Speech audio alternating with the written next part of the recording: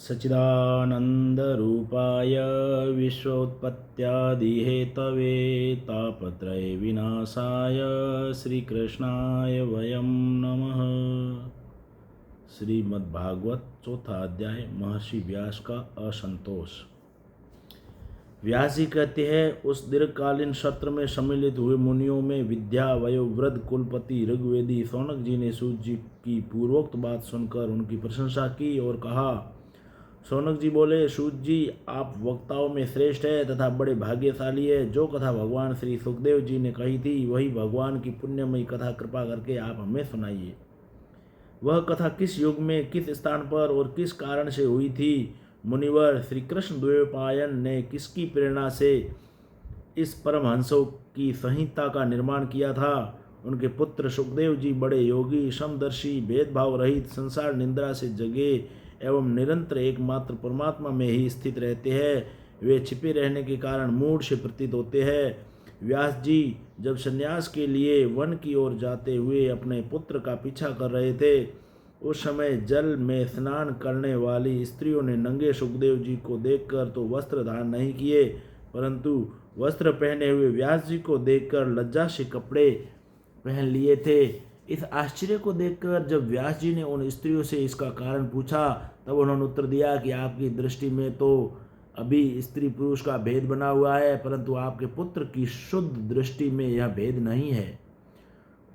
कुरु जांगल देश में पहुंचकर हस्तिनापुर में वे पागल, गूंगे तथा जड़ के समान विचरते होंगे। नगरवासियों ने उन्हें कैसे पहचाना? पांडव नंदन राजर्षि परीक्षित का इन मौनी सुखदेव जी के साथ संवाद कैसे हुआ, जिसमें यह भागवत संहिता कही गई? महाभाग, श्री सुखदेव जी तो गृहस्थों के घरों को तीर्थ स्वरूप बना देने के लिए उतनी ही देर उनके दरवाजे पर रहते हैं जितनी देर में एक गाय दुही जाती है। सूत जी, हमने सुना है कि अभिमन्यु नंदन परीक्षित भगवान के बड़े प्रेमी भक्त थे। उनके अत्यंत आश्चर्यमय जन्म और कर्मों का भी वर्णन कीजिए। वे तो पांडव वंश के गौरव बढ़ाने वाले सम्राट थे। वे भला किस कारण से साम्राज्य लक्ष्मी का परित्याग करके गंगा तट पर मृत्यु पर्यंत अनशन का व्रत लेकर बैठे थे? शत्रुगण अपने भले के लिए बहुत सा धन लाकर उनके चरण रखने की चौकी को नमस्कार करते थे। वे एक वीर युवक थे। उन्होंने उस दुस्त्यज्य लक्ष्मी को अपने प्राणों के साथ भला कैसे त्याग देने की इच्छा की? जिन लोगों का जीवन भगवान के आश्रित है, वे तो संसार के परम कल्याण, अभ्युदय और समृद्धि के लिए ही जीवन धारण करते हैं। उसमें उनका अपना कोई स्वार्थ नहीं होता। उनका शरीर तो दूसरों के हित के लिए था। उन्होंने विरक्त होकर उसका परित्याग क्यों किया? वेदवाणी को छोड़कर अन्य समस्त शास्त्रों के आप पारदर्शी विद्वान हैं सूत जी, इसलिए इस समय जो कुछ हमने आपसे पूछा है वह सब कृपा करके हमें कहिए। सूत जी ने कहा, इस वर्तमान चतुर्युगी के तीसरे युग द्वापर में महर्षि पराशर के द्वारा वसु कन्या सत्यवती के गर्भ से भगवान के कला अवतार योगीराज व्यास जी का जन्म हुआ। एक दिन वे सूर्योदय के समय सरस्वती के पवित्र जल में स्नान आदि करके एकांत पवित्र स्थान पर बैठे हुए थे। महर्षि भूत और भविष्य को जानते थे। उनकी दृष्टि अचूक थी। उन्होंने देखा कि जिसको लोग जान नहीं पाते, ऐसे समय के फेर से प्रत्येक युग में धर्म संकरता और उसके प्रभाव से भौतिक वस्तुओं की भी शक्ति का ह्रास होता रहता है। संसार के लोग श्रद्धाहीन और शक्ति रहित हो जाते हैं। उनकी बुद्धि कर्तव्य का ठीक ठीक निर्णय नहीं कर पाती और आयु भी कम हो जाती है। लोगों की इस भाग्यहीनता को देखकर उन मुनीश्वर ने अपनी दिव्य दृष्टि से समस्त वर्णों और आश्रमों का हित कैसे हो, इस पर विचार किया।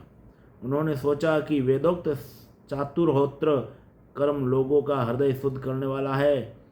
इस दृष्टि से यज्ञों का विस्तार करने के लिए उन्होंने एक ही वेद के 4 विभाग कर दिए।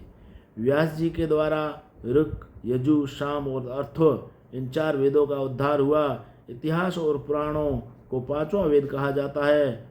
उनमें से ऋग्वेद के पेल, सामगान के विद्वान जैमिनी और यजुर्वेद के एकमात्र स्नातक वैशंपायन हुए। अर्थवेद में प्रवीण हुए दरुण नंदन सुमंतु मुनि इतिहास और पुराणों के स्नातक मेरे पिता रोमहर्षण थे। इन पूर्वोक्त ऋषियों ने अपनी अपनी शाखा के और भी अनेक भागों में विभक्त कर दिया। इस प्रकार शिष्य प्रशिष्य और उनके शिष्यों द्वारा वेदों की बहुत सी शाखाएं बन गई।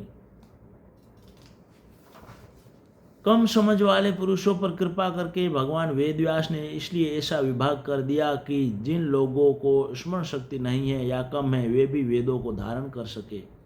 स्त्री शूद्र और पतित द्विजा जाति तीनों ही वेद श्रवण के अधिकारी नहीं है, इसलिए वे कल्याणकारी शास्त्रोक्त कर्मों के आचरण में भूल कर बैठते हैं। अब इसके द्वारा इनका भी कल्याण हो जाए, यह सोचकर महामुनि व्यास जी ने बड़ी कृपा करके महाभारत इतिहास की रचना की। शौनक आदि ऋषियों यद्यपि व्यास जी इस प्रकार अपनी पूरी शक्ति से सदा सर्वदा प्राणियों के कल्याण में ही लगे रहे, तथापि उनके हृदय को संतोष नहीं हुआ। उनका मन कुछ खिन्न सा हो गया।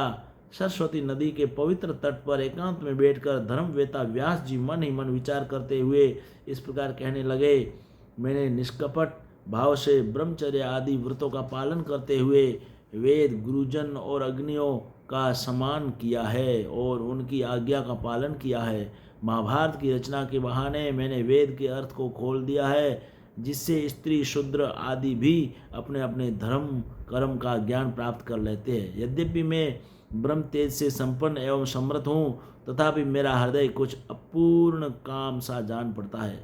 अवश्य ही अब तक मैंने भगवान को प्राप्त कराने वाले धर्मों का प्रायः निरूपण नहीं किया है।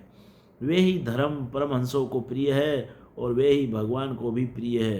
हो न हो मेरी अपूर्णता का यही कारण है। श्री कृष्ण द्वैपायन व्यास इस प्रकार अपने को अपूर्ण सा मानकर जब खिन्न हो रहे थे, उसी समय पूर्वोक्त आश्रम पर देवर्षि नारद जी आ पहुँचे। उन्हें आया देख व्यास जी तुरंत खड़े हो गए। उन्होंने देवताओं के द्वारा सम्मानित देवर्षि नारद की विधि पूर्वक पूजा की। चौथा अध्याय समाप्त हुआ।